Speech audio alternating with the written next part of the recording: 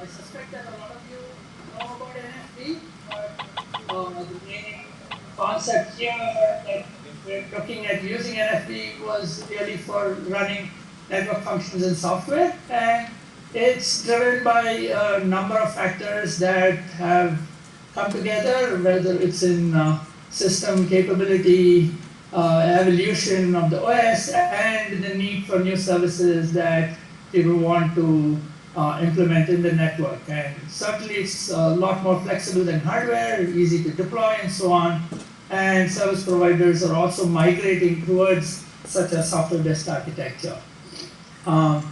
So we've built a platform called OpenNetVM, which is built around the DPDK libraries, and we've built a management environment using DPDK in a manager that runs in user space, and then all our network functions run inside Docker containers. Our main effort has been in how we can move data, or rather not move data, but have access to data across to and between NFs without any data movement. And we exploit DPDK's capability as well as a shared memory framework. And we do away with interrupts using DPDK's pole mode driver. And we're very careful about making sure that we can avoid a lot of the overheads that people otherwise would do in a straightforward implementation, being NUMA aware, making sure that there are absolutely no locks that we use by using producer-consumer rings, and allow for scalability with lots of cores on systems that can be used for different RX and TX threads. So the overall performance that we can get, throughput is well over 70 gig with just 6 cores for just simple forwarding. And the base forwarding latency is less than 10 microseconds, and we can, because we moved into container world, we can start and schedule NFs in fairly short order. And the platform is open source. And the main thing is that we've been very, very careful in making sure that we eliminate or hide overheads so that we can get a system that's fast enough to run a software-based edge router, and certainly middle boxes can function really as a bump in the wire. That's been our goal. You all know what a cellular network looks like. One of the guys from AT&T who was there was instrumental in pulling together this figure when we were driving. And so the main thing here is that you've got a large number of components. They're really, if you just look at the EPC itself, there are a number of purpose-built hardware appliances for each function. There are good reasons for it. When you think about functions that have to run in the data plane, some things that have to run in the control plane, and ones that have to do fast forwarding versus ones that have to deal with lots of software and interrupts and so on. And as a consequence of that architecture evolution, we've seen this idea of having a very separate data plane and control plane component. But the consequence of that has been that there is a lot of state that has to be kept consistent across all these components. And more importantly, what we see is that it's a fairly complex protocol with a lot of messages. If you look at the LTE control plane, just for handover and so on, the fact that you have these GTP tunnels, you end up having a lot of state, and also each endpoint has to have a distinct tunnel established from the base station to the the IP switch gateway, and that we believe can be a significant impediment to scalability, and also the fact that there's a lot of state that has to be kept across a number of components relative to each of the endpoints. And that is borne out by looking at how much overhead there is for each one of these control operations. If you examine the number of control messages that you have to have for just a handoff, it takes up to 33 control messages in total going across the S gateway, MME, and the in-node in LTE case, with the MME doing the whole orchestration, and as a consequence, the tunnel management actually ends up taking a lot of overhead. And even simple protocol exchanges like having a transition from idle to active when a device is looking to conserve power, or an initial attachment, it involves a large number of control messages. And so when we look at going to the next generation or the generation afterwards with 5G or beyond, then we believe that there is a need to be careful about how we make this transition, that a lot of people are moving to these virtualized EPCs, having a software base for the EPC components. But what we see going on is that we continue to implement the same set of protocols and are not fully exploiting the opportunity to rethink how we would work in a holistic manner, taking advantage of the fact that we've got a EPC environment that is software-based, and whether these protocols can actually be simplified.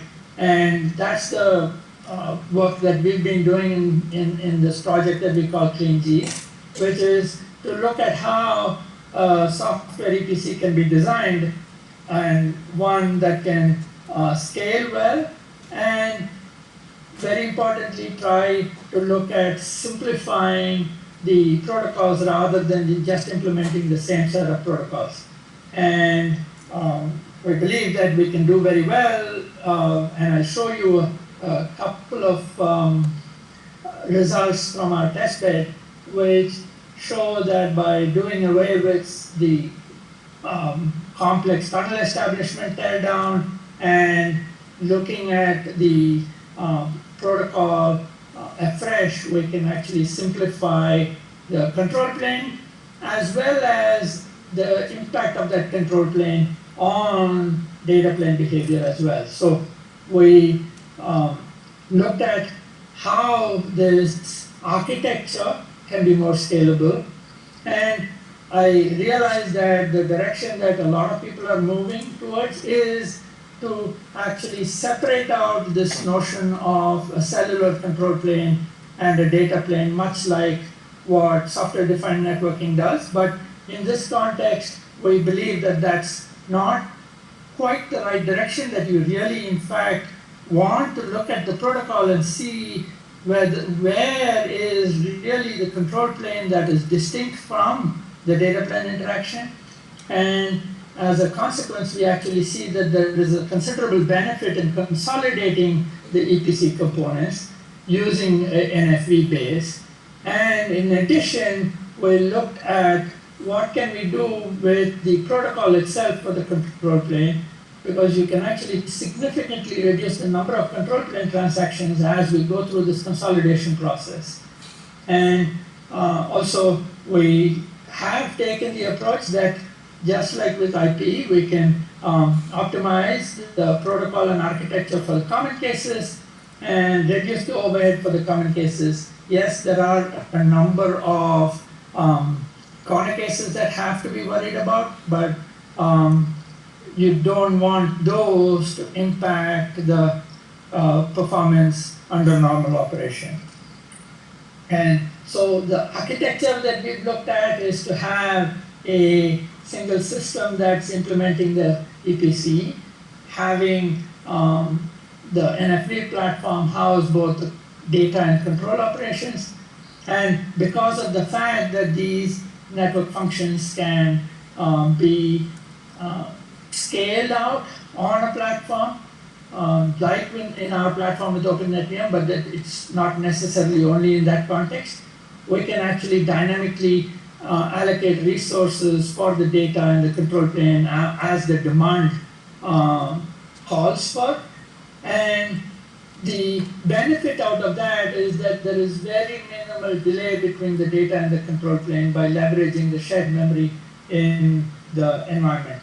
And when we look at using that, then the protocol exchange that you see becomes much, much simpler, at least by a factor of 2, compared to the 3GPP architectures, protocol exchange for a handover. Similarly, when you go through the transition from a device that is idle and going to an active state and so on. And if you look at our performance, what we see is that we can get at least a factor of 2 lower in latency for each of these events in the control plane. It scales better when you have a large number of users. And when I look at the data plane latency, what we see is that we once again see that because of the control plane protocol being so much simpler, we can substantially improve the data plane latency as well, almost by a factor of 2. So when we go to a next generation where we are putting in that much investment on the radio layer, we felt that it was important actually to look at the rest of the environment holistically to see how we can really leverage the radio investment through the rest of the system to improve performance. And so this is what we have been working on, and we've got a implementation, we've got a prototype in our test bed, and what we'd like to do is to see how on a slice in Cosmos we can demonstrate the benefits of a framework where we can have a EPC that is running on a server and running potentially our code over the OpenNetVM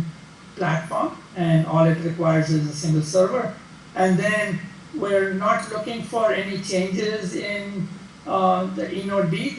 That's probably, if in fact we can have a software implementation on the base station, that would be wonderful for us to be able to do a few small tweaks. We're not looking to change the radio layer in any way, or the resource management or scheduling on the base station in any way. But we think we can demonstrate the benefit of this approach on a slice, and hopefully from there go forward. I can take some questions if I can hear. I can barely hear you folks, but otherwise I can also take questions offline.